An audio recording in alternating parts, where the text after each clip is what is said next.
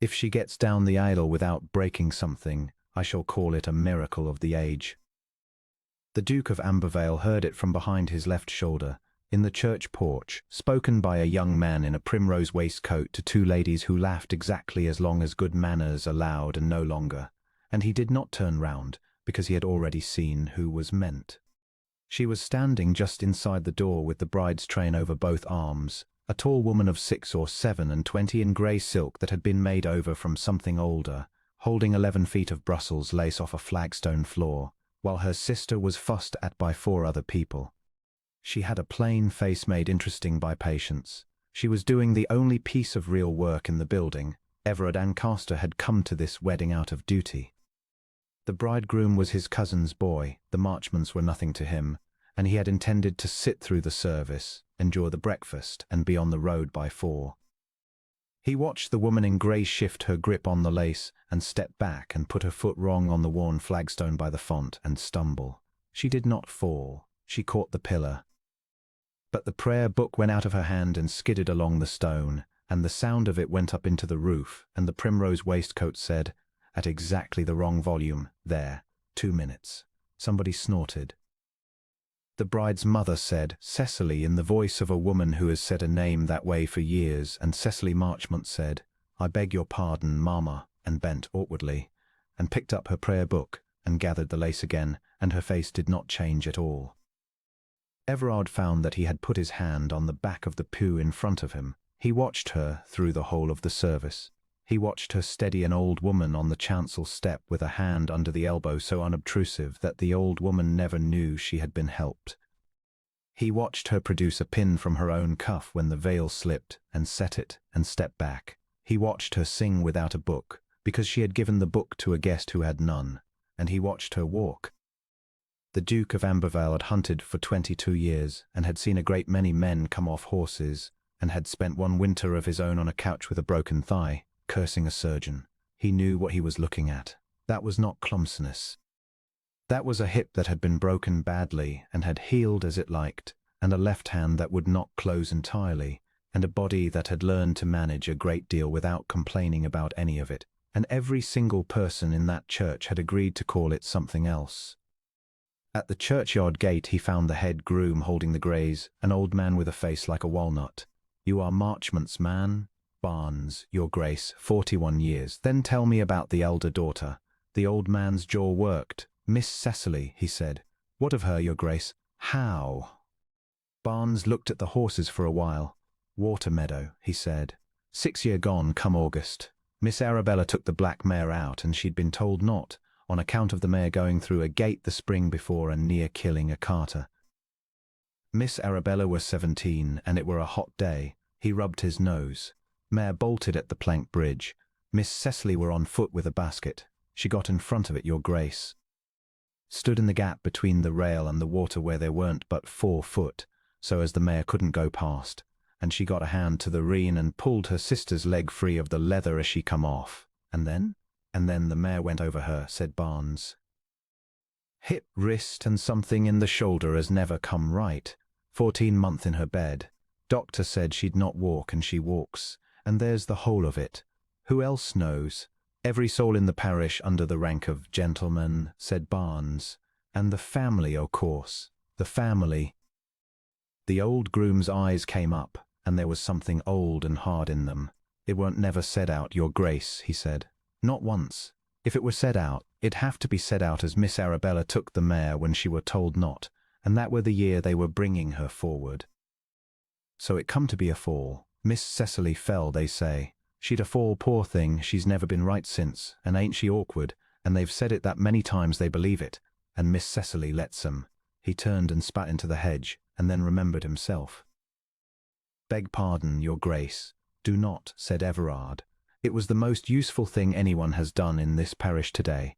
The breakfast was in the long room at Marchmont Hall, 90 covers, the windows open on the June heat, and the smell of cut grass coming in over the wine. He was placed high, 'cause he was a duke, and Cecily Marchmont was placed at the very foot between a deaf clergyman and an empty chair, and she was up out of that chair a dozen times in the first hour, for the wine, for the deaf clergyman's plate, for a dropped fan, for her mother's shawl. The toast began at 3. Mr. Tobias Frayne of the primrose waistcoat gave the bridesmaids, and gave them in the modern manner, which is to say he was funny, and he came at last to the eldest of them and said, "And to Miss Marchmont, who has held the train, and held it, I am told, without a single accident, which those of us who were at the Hartley ball will recognize as an achievement of the first order." The laugh went round the whole table. Not a cruel laugh. Worse, a comfortable one, the laugh of 90 people at a joke they had all made themselves at one time or another and had long ago stopped hearing. At the head of the table the bride laughed too, with her hand over her mouth, and did not stop. Her mother leaned along and said, in the carrying whisper of the deaf and the confident, "Cecily, do sit down, dearest, before you upset the glasses." Cecily Marchmont sat down. She had risen to acknowledge the toast, because she had been brought up to, and she sat down again in the middle of it, with her face perfectly still and her eyes on the cloth, and put her damaged left hand into her lap where it could not be seen. The Duke of Ambervale stood up. 90 people stopped at once. A duke on his feet at a country wedding breakfast is a considerable event, and the room arranged itself in an instant into the pleased hush of guests about to be honoured. "Forgive me," said Everard. "I am a stranger here, and I have no right to the floor. I shall take about 2 minutes of it." "Your Grace does us too much," began Mr. Marchmont. "I have not begun to do you anything, sir." He let that settle. "Mr. Frayne has toasted the bridesmaids very prettily, and I should like to add to it, because there is a piece of information wanting at this table, and I find I cannot eat another course beside it. 6 years ago, in August, on the plank bridge at the bottom of your own water meadow, a black mare bolted the bride upon her. The sound the room made was not a sound. It was a change of pressure. Miss Cecily Marchmont was on foot, said the Duke of Ambervale. She put herself into the gap between the rail and the water, where there is not 4 feet of ground in front of a bolting horse, deliberately, because it was the only place where the mare could be stopped. She got her hand to the rein and she pulled her sister's leg clear of the leather as she came off. The mare then went over her and broke her hip, her wrist, and her shoulder, and she was 14 months in her bed and was told by a surgeon that she would not walk again. She walks. You have all watched her do it today. You have been watching her do it for 6 years, and you have agreed among yourselves to call it awkwardness, and you have made a small, comfortable joke of it that costs each of you nothing and her everything. And I have heard it made 4 times since 11 o'clock this morning by people who owe her a sister. Somewhere down the table a glass went over. Nobody moved to right it. I do not say this to distress the bride on her wedding day, said Everard more quietly. I have no doubt whatever that she was 17 and that it was a hot afternoon and that she has been sorry every day since, and I imagine she was never once permitted to say so aloud, which is its own kind of unkindness and was not her doing either. He turned. But I have been in this parish 6 hours, and a groom in your stable yard told me the truth in 90 seconds, and not one person in this room has told it in 6 years, and so I have told it, and I will not apologize for it. To Miss Marchmont, who is the bravest person at this table, and the only one who has done a day's work in it. He raised his glass. For perhaps 3 seconds nothing at all happened. Then old Barnes's daughter, who was pouring at the sideboard, put down the jug and said, to Miss Cecily, quite loudly, in a servant's voice, in the middle of a gentleman's dining room, and the deaf clergyman got up, and then the whole lower half of the table went up in a scrape of chairs like a wave breaking, and after them, unevenly, shamefully, the rest. The bride was crying into her hands. Mr. Tobias Frayne had gone the colour of his own linen, and was not looking up. Mrs. Marchmont sat entirely still with her mouth slightly open, and Everard felt, distinctly, the death of something in that woman that ought to have died years before. And Cecily Marchmont sat at the foot of her father's table with her hands in her lap, and looked down the length of it at him, and she was not crying and she was not smiling, and there was an expression on her face that he would spend a good deal of the rest of his life attempting to earn again. She left the room within the minute. He found her in the yew walk at the side of the house, standing quite straight and holding on to a branch. You should not have done that, she said. They will not forgive it, not one of them. My mother. Your mother, said Everard, may take it up with me at her convenience. You do not know us. You do not know me. You have been here since 11 and you have, her voice went. She stopped and mastered it and began again. 6 years, I have not once heard it said aloud. I stopped expecting to. I made a kind of peace with it, your grace, and it was a bad peace, but it was mine, and you have broken it in front of 90 people, and I do not know what to do with what is left. Then I will tell you what I know, he said, and you may do as you please with it. I know that you stood in a 4-foot gap. I know what that costs and what it goes on costing.